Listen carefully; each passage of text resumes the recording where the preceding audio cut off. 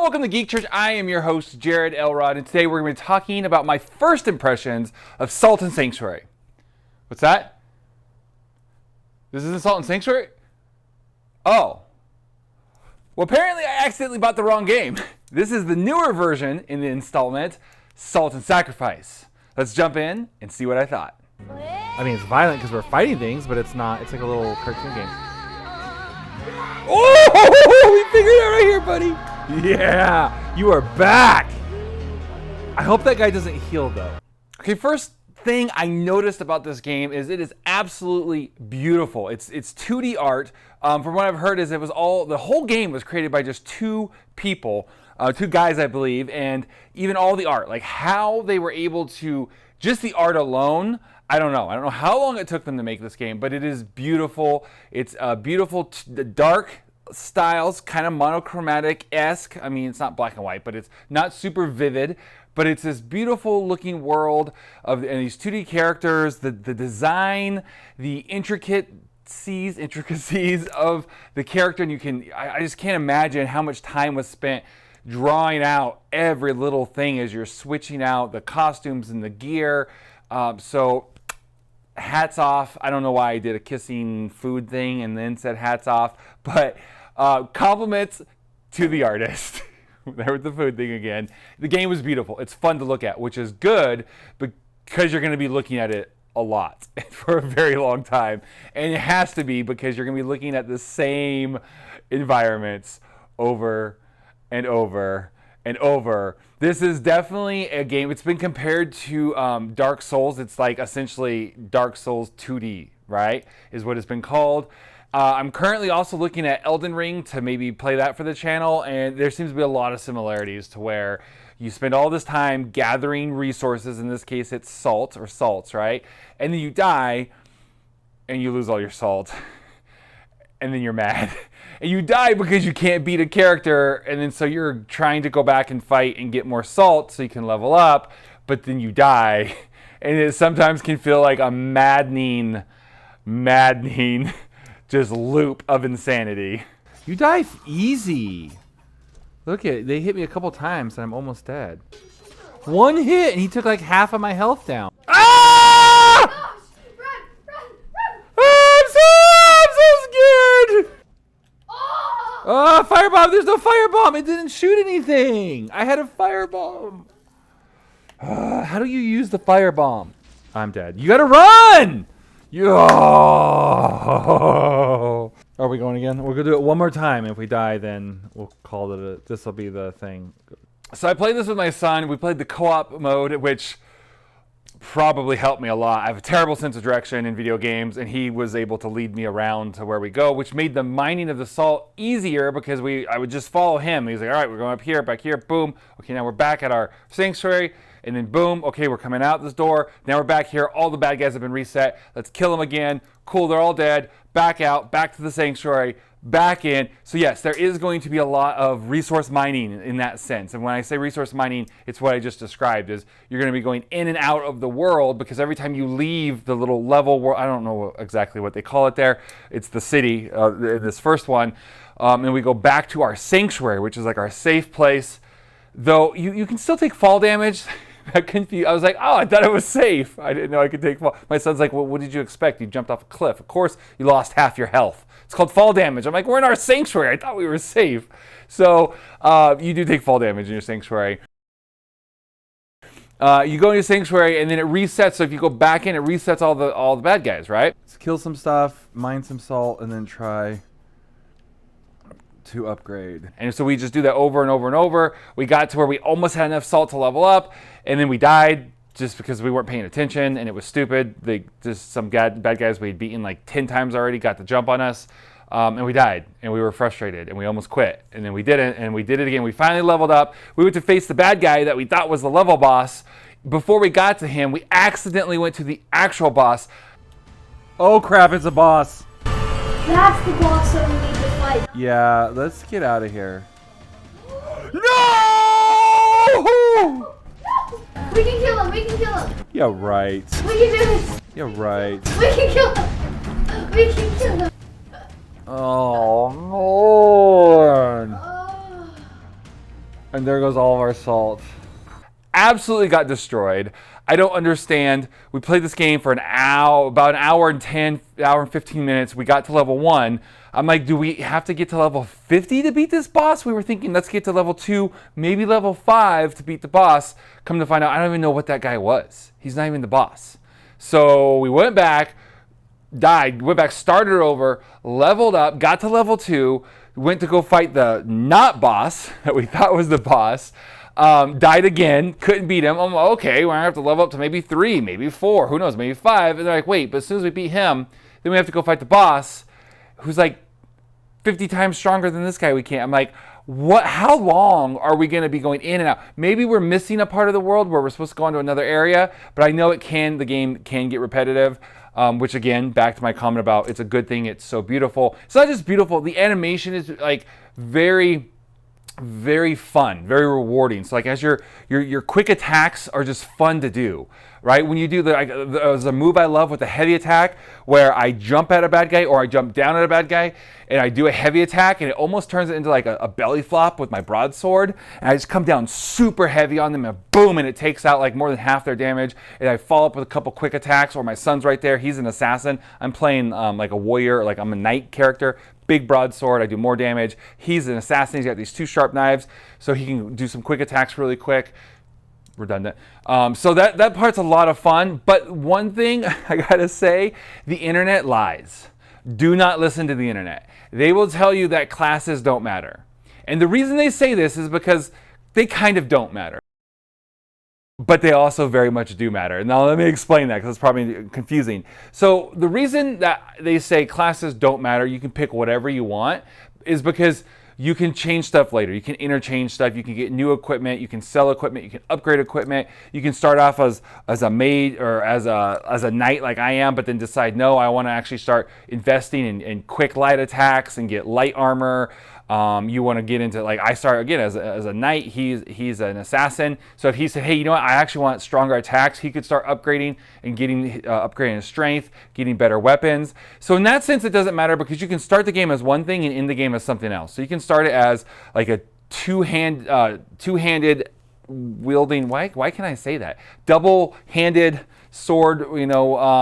Character, strong, slow, and just coming down with a big heavy sword. You can end it with as a fast, nimble character with a wand who just casts magic. So that part is true. Like, you're not stuck, you can change things. But why I'm telling you the internet is a liar and not to listen to any of these YouTube videos or any of these internet reviews is because it matters in the beginning. So I have footage of this, of us testing this. My son kept telling me, Dad, you're so slow, keep up, what are you doing? And I kept noticing we'd both run into a fight. There'd be like 2 goblin-looking creatures. We'd both run into the fight, and next thing I know, he's a couple inches away, or in the game, a couple feet away, and he's fighting them, and I'm stuck there. I'm like, wait, what? Especially if I do a heavy attack, and then all of a sudden I do a heavy attack, I take some damage on them, or give some damage, and then all of a sudden the fight is like over there. And I'm like, where did you guys go? And because it takes some time to recover from a heavy attack. And I didn't understand it, and so he didn't understand why I was so slow. Was I not paying attention to what's going on? I was always lagging behind him. So we did some tests. I think you go further when you roll. Watch, stand right next to me. All right, roll. Okay, don't move. See? You go a little bit further than I do. So I mentioned the animation is beautiful, the way it feels and all that kind of stuff. For some reason, I've been struggling with the controls, which has killed me a couple times. How did we get obliterated? Because you keep falling down. How does falling down obliterate us? We lost all of our sword! Stop jumping down. I fell! I don't know the buttons and I keep trying to do my attack and I fall instead. No buttons. Oh, I don't want to start over.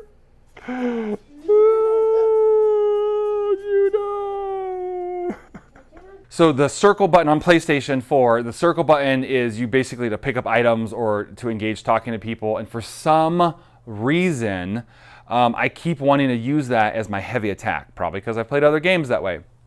And so what I keep doing is I keep trying to do that awesome like heavy belly flop attack where I come down on like a little goblin thing and literally I just almost destroy them.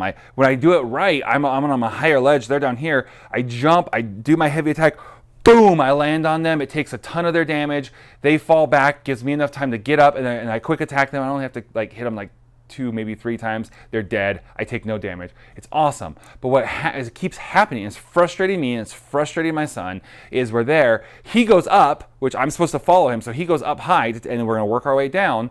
And I go to jump, so I'm going to take the first guy in the first ledge. He's going to jump up to the next ledge and take that next guy, the archer. And I hit circle, and then rather than jumping and finishing the jump and doing the hit, I just drop straight down. The other thing too, the part of that is you don't double tap to long jump. You press it once to jump and you hold it to long jump. Freaking me out, right? I keep trying to double tap. So a combination of me double tapping, so I'm doing a regular jump, not a long jump. I have heavy armor on, so I don't jump as far. I have to use my long jump.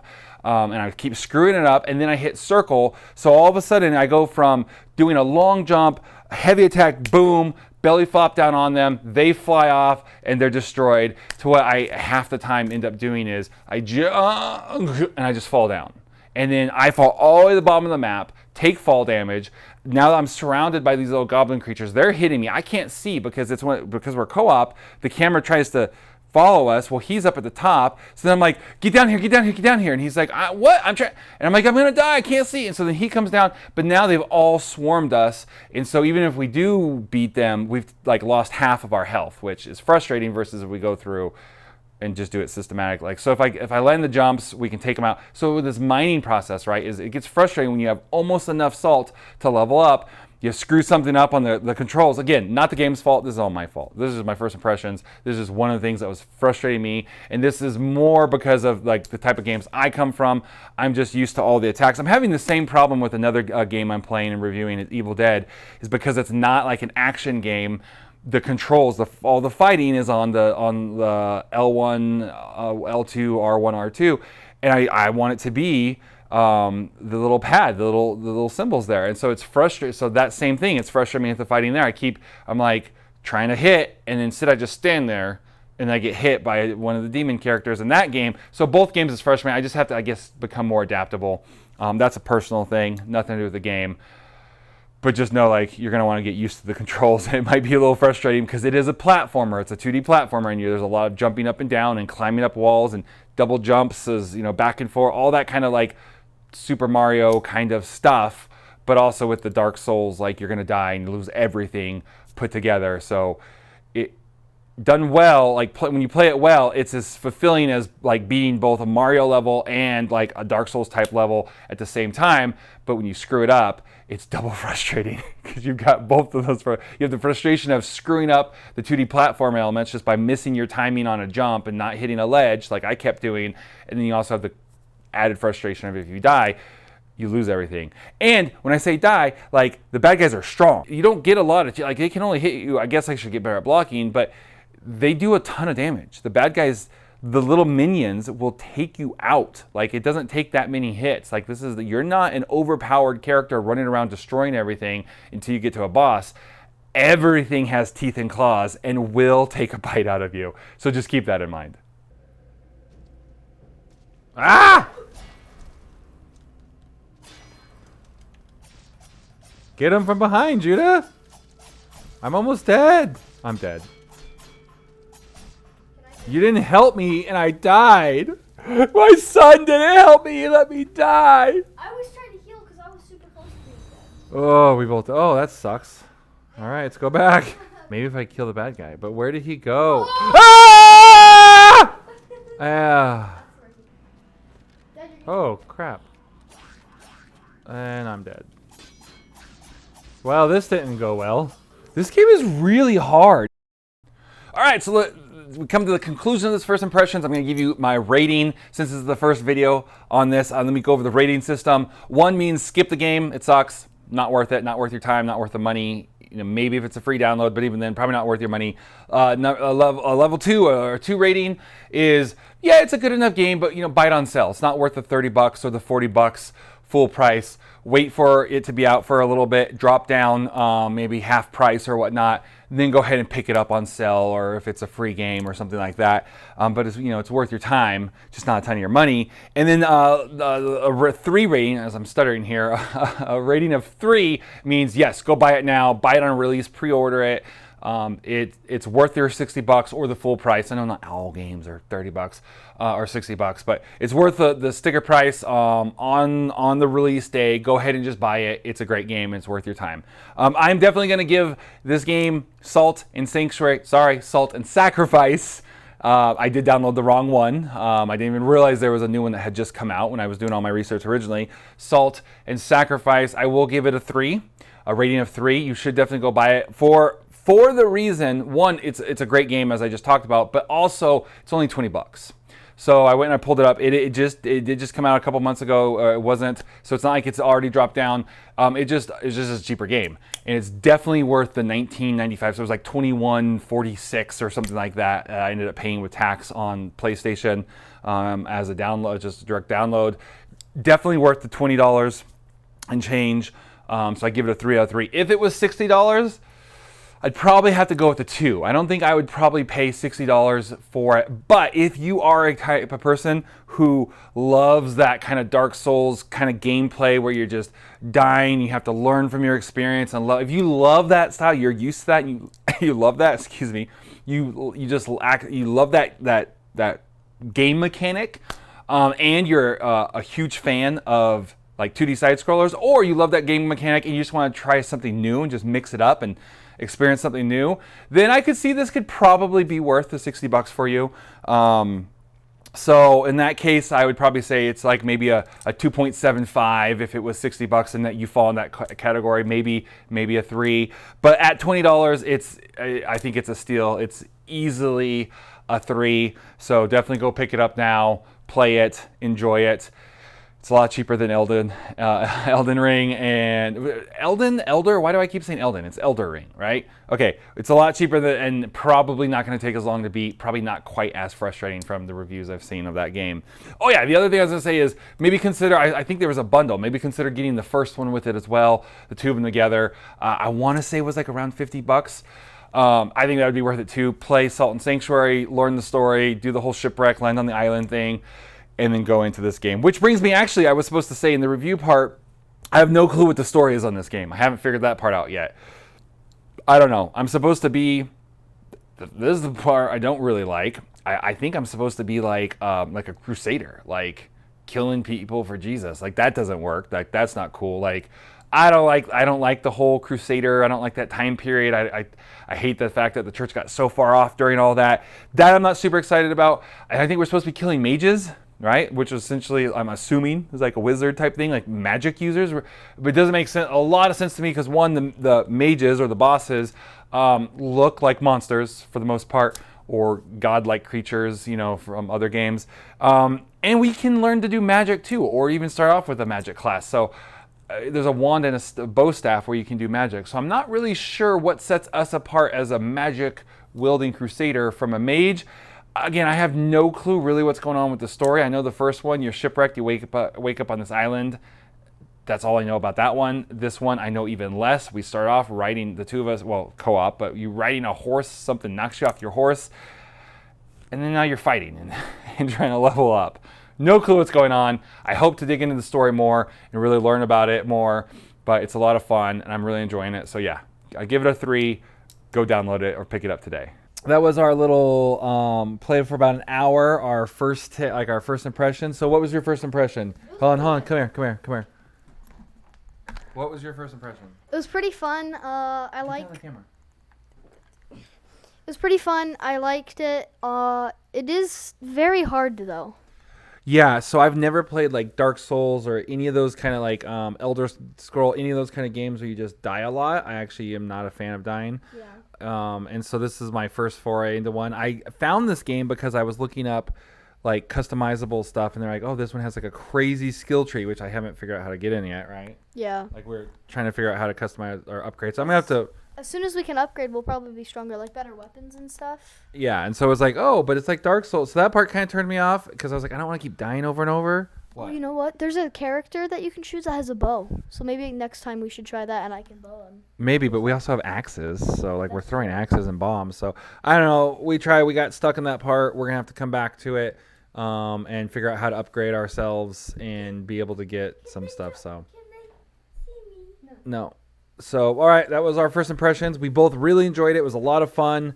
It was a little frustrating, but I could see though, because you just get like.